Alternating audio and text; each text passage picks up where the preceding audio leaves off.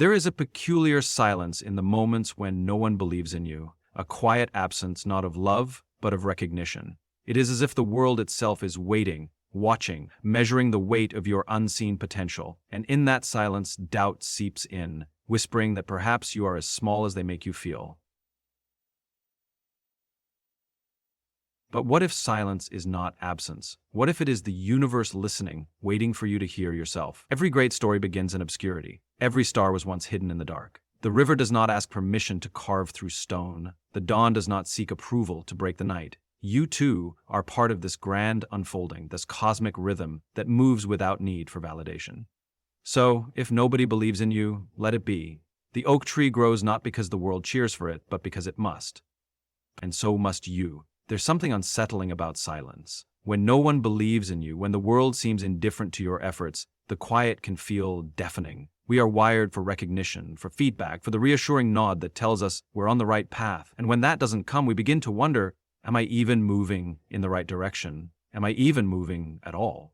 But what if silence isn't a sign of failure? What if it's an invitation? Think about a seed buried in the soil. It does not break through the earth the moment it is planted. For days, weeks, even months, it remains hidden. No one sees the moment when the first roots reach down into the soil. No one applauds as it begins its slow, deliberate ascent toward the surface. From the outside, it looks like nothing is happening. But beneath the surface, in the unseen spaces, everything is happening. This is how all things grow. We mistake silence for rejection, but silence is often the space where transformation begins. A composer pauses between notes, not to signal an ending, but to create the rhythm of the melody. The pause is necessary. Without it, there is no music, just noise. And so, when you find yourself in a season of being unseen, of feeling like nobody believes in you, resist the urge to panic. Resist the temptation to fill the silence with doubt. Because this space, this quiet, is not here to stop you, it is here to shape you. Think about every great thing that has ever been built, every masterpiece that has ever been created. They all started the same way, unseen. The first brushstrokes of a painting do not make sense until the full image is revealed. The foundation of a building looks unimpressive until the structure begins to rise. No one claps for the first brick, the first note, the first word on a blank page, but without them there is nothing. The world is not ignoring you, it is waiting. Waiting to see what you will do when no one is watching. Waiting to see if you will keep moving when no one is cheering. Because that is the moment that defines whether you are merely chasing approval or truly answering a calling. We crave validation, but validation is a reaction. And you were not built to live reactively. You were built to create, to move, to become. The silence, the obscurity, the feeling of being unnoticed. These are not barriers, they are part of the process. The caterpillar does not emerge from the cocoon the moment it enters. The night does not turn to dawn in an instant. Growth happens in the dark. So, if nobody believes in you, let that be the soil in which you take root. Let that be the space where you build something unshakable. Because the seed does not question the darkness, it simply reaches for the light. There's a moment when you realize that nobody believes in you, where doubt creeps in. It doesn't announce itself with a loud crash. It arrives quietly, slipping into your mind like a shadow at dusk. Maybe they're right, you think. Maybe I'm not good enough. Maybe I'm not meant for this. Doubt is persuasive. It knows exactly where you're vulnerable. It whispers the things you fear most, not because they're true, but because they're familiar. And the absence of belief from others, that only amplifies the voice. If nobody sees it in me, if nobody believes I can do it, then maybe I'm the one who's wrong. But what if doubt isn't the enemy? What if doubt is just a mirror? When we look at ourselves through the eyes of others, we see a reflection of their uncertainty, not our potential. People project their own fears, their own limitations onto the world around them. It's not that they don't believe in you, it's that they don't believe in what they themselves cannot yet understand. Imagine showing a bird to a fish and trying to explain flight. The fish, in all its wisdom of the water, might say, "That's impossible. Nothing can move without pushing against the current." It is not that the fish lacks intelligence, it simply lacks the experience to comprehend what it has never seen. And so, when people doubt you, when they dismiss your ideas or question your path, understand that they are not defining your limits. They are revealing theirs. The question is, will you accept their version of reality? Some of the greatest minds, the most influential people in history, were doubted. When they first spoke of their ideas, when they first attempted to change the world, they were met with disbelief, sometimes even ridicule. Not because they were wrong, but because they were seeing something others could not yet see. The Wright brothers were told, man was never meant to fly. Edison was told he was wasting his time chasing electric light. And yet, here we are, flying through the skies and illuminating the darkness. Their stories are not unique. They are simply proof that doubt is not a measure of truth. It is a test of conviction. And this is the part that matters most. The moment you let doubt take hold, the moment you internalize the disbelief of others, you begin to shrink. You start making decisions not based on what you believe is possible, but on what others say is reasonable. You start playing small, playing safe. You clip your own wings before you've ever had the chance to fly. But here's what's fascinating. Doubt and belief are not opposites. They are two sides of the same coin. Doubt exists because there is something to believe in. Nobody doubts the impossible. They dismiss it. Doubt only arises when there is potential, when something is on the verge of becoming real. So the next time you feel the weight of doubt, the next time you hear the voices, whether they are from the world around you or from within, pause. Recognize that doubt is not a stop sign. It is not a verdict. It is simply the space between where you are and where you are meant to be. And in that space, you have a choice. You can let doubt become the reason you stop, or the proof that you're onto something worth pursuing. Because the presence of doubt doesn't mean you're wrong, it just means you're ahead of the curve. Think about the last time you stood at the beginning of something new, a dream, a goal, a vision that only you could see.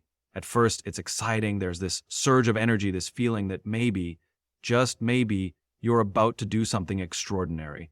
But then reality sets in. You share your idea, your ambition, your passion, and the world meets you with indifference. Maybe even skepticism. Nobody claps for the first step, nobody cheers for an unfinished idea. In the early stages, when nothing is proven, when nothing is visible, the world does what it always does.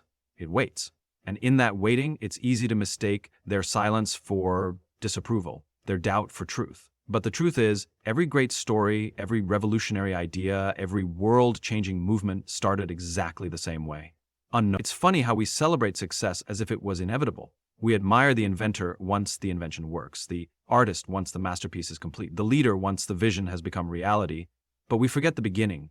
We forget that there was a time when the artist painted alone, when the leader's voice echoed into empty rooms, when the inventor failed 100 times before something finally worked. Nobody remembers the Wright brothers before the first flight. Nobody thinks about the thousands of sketches Leonardo da Vinci made that never became famous. Nobody tells the story of the writer whose early pages were rejected over and over again. But those moments mattered because those were the moments when they had every reason to stop, and they didn't. The world does not recognize potential. It only recognizes results. And that's why the beginning is the hardest part, because you're asking people to believe in something they cannot yet see. You're asking them to trust in something unproven. But here's the thing, it is not their belief that makes it real. It's yours.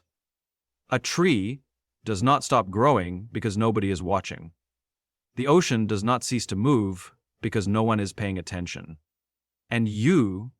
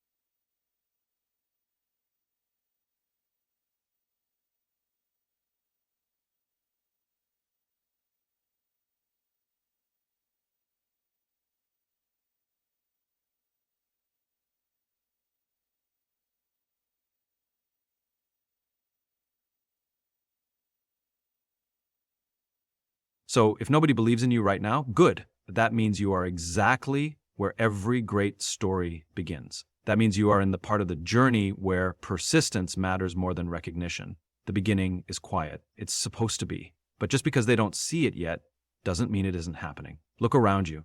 Everything in nature moves with certainty. The sun rises, without asking for permission. The tides shift without waiting for approval. The seasons change, the trees grow, the rivers carve through rock, not because someone told them they could, but because that is simply what they are meant to do. And yet, when it comes to us, we hesitate, we second guess, we wait for someone to tell us it's okay to move forward, to take the risk, to believe in ourselves. We wait for permission to become who we were meant to be. But permission is never coming. Think about the moments when you held back, when you had an idea, a dream, a vision, and instead of acting on it, you waited. You waited for the right time, for the right support, for the right words of encouragement. And because those things didn't come, you convinced yourself that maybe it wasn't meant to be, that maybe you weren't meant to do it after all. But the truth is, nobody was supposed to give you permission. That's not how great things happen. When the Wright brothers decided to build a machine that could fly, nobody gave them a blueprint. Nobody gave them validation. In fact, most people told them it was impossible, but they did it anyway. When Copernicus said the Earth revolved around the sun, he wasn't met with applause.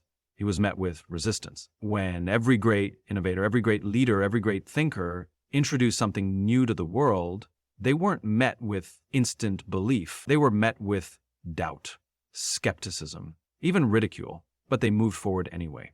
The difference between those who create change and those who remain stuck isn't intelligence, it isn't talent, it isn't luck. It is simply the willingness to act despite the absence of validation. And here's why that's so difficult. Because deep down, we all crave acceptance.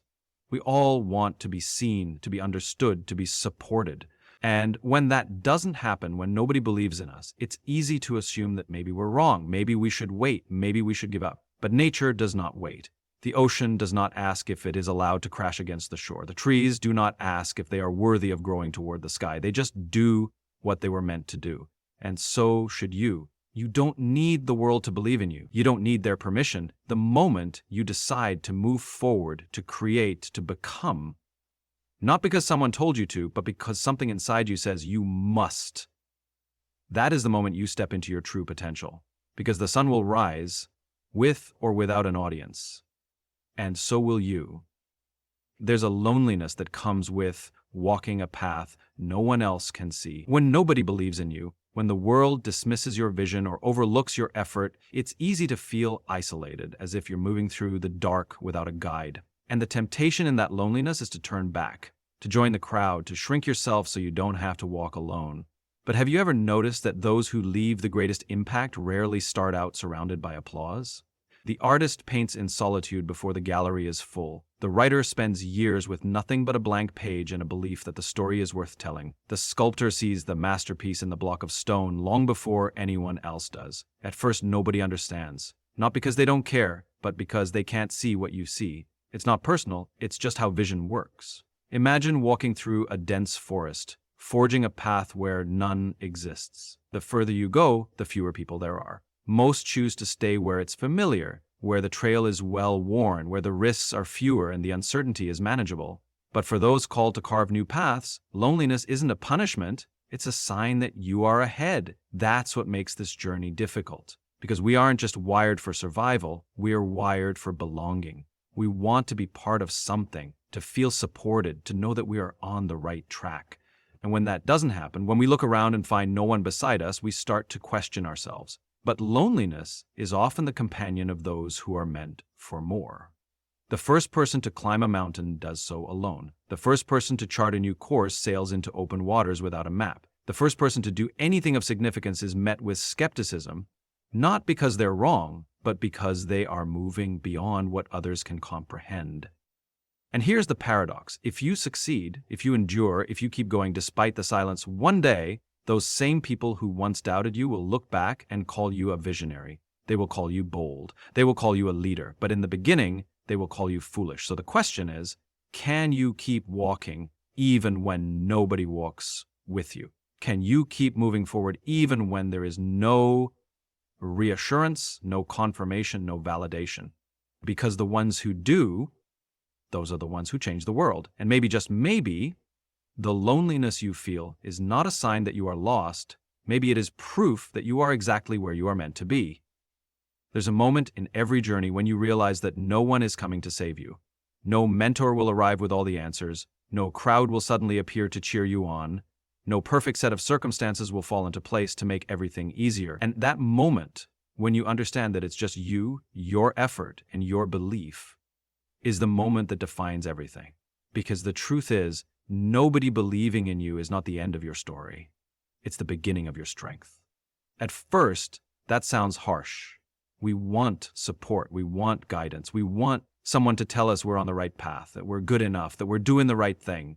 But if that validation never comes, what do? Do you stop? Do you turn around, or do you keep going anyway? This is where most people give up, not because they lack talent, not because they lack potential, but because they were waiting for something external to push them forward. And when that push never came, they assumed it was a sign to quit. But the ones who make it, the ones who build, who create, who change things, are the ones who decide, I will do this with or without permission, with or without approval, with or without an audience. Because here's the secret. The belief you are waiting for from others is the belief you must first give yourself. If you study the people who have accomplished incredible things, you'll notice a pattern. They didn't wait for certainty. They didn't wait for universal support. They acted in the face of doubt, in the absence of guarantees. They showed up when nobody was watching. They built when nobody cared. They practiced when nobody applauded. And that is why they succeeded. Because here's what most people don't realize. The world only believes in you after you've proven you don't need it to.